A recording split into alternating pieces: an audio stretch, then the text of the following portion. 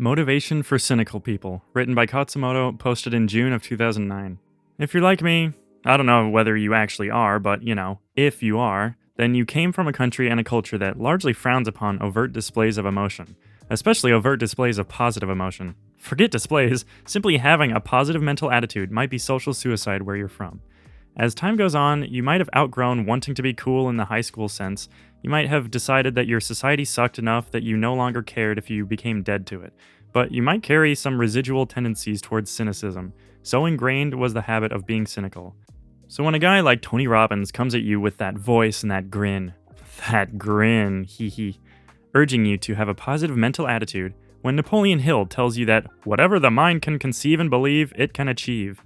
When Mormon girls called Stacy, whose mother, I am reliably informed, has got it going on, smile that Utah smile and offer you cookies, your knee-jerk reaction might be to go, yeah right, roll your eyes rather far back into your head, and proceed to dig up the dirt behind these tricksters. Anyone that happy has got to be hiding something, right?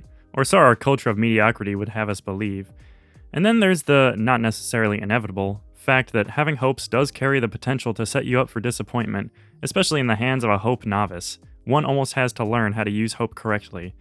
My personal solution to all this is to 1. First, avoid both hope and dread, go for flatline, and then 2. Gently bias myself in a positive direction by simply doubting the possibility of failure. Sure, you don't know if you're going to succeed, but you don't know if you're going to fail either. Indeed, if you did know with such certainty, you would be effing omniscient and you would be picking stocks or something, but you're not. You don't know. And since you don't know either way, you might as well assume and act in favor of the positive. To quote Dr. Annette Goodhart, who? Quote, if we're going to be miserable, we might as well enjoy ourselves and laugh, end quote.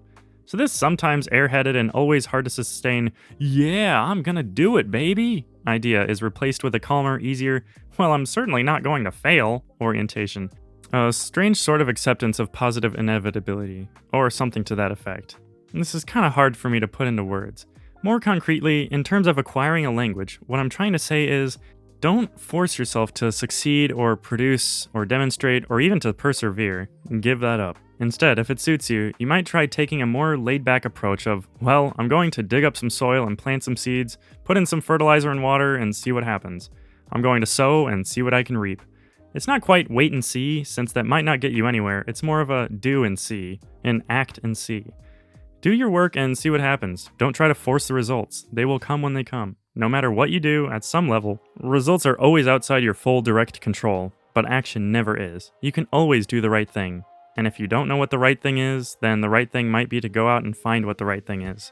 You can always take the or a right action. Always. No matter what situation you're in, there's always something you can do. In extreme cases, the thing to do might be to get out of the current situation. In most cases, it's as simple as open the book, turn on the TV, plug in the earphones. Something. Anything.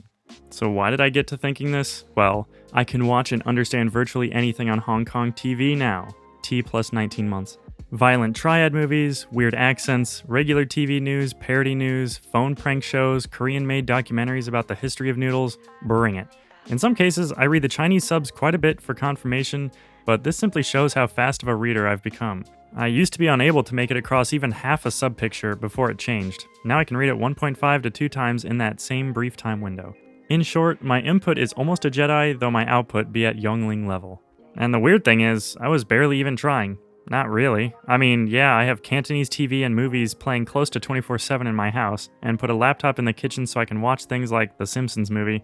That's right, son, there's a Canto dub.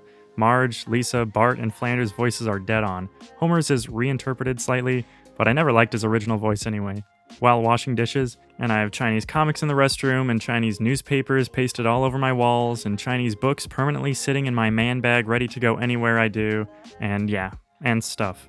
But once you get those things set up, it's almost all just a matter of, how you say in the simple English, sitting back and watching. Once you do set up and maintain the right environment, all that's left to do is show up, to exist. So just do it already. But don't wait and worry and weep and wail and gnash your teeth over results. Don't act like a desperate stalker, always watching, always trying to get the phone number, always trying to get to second base, always asking mommy if you're there yet.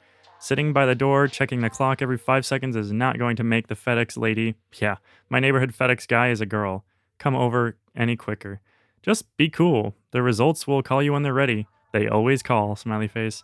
You need only act. You need only plant. You need only keep walking. Sooner or later, yeah, later than you would wish, but sooner than you would fear, the destination will practically be forcing itself into your face. If you can't be motivated, don't be. I can't. If you can't feel passion, I hate this word, don't. Just be curious instead. Just keep sowing instead.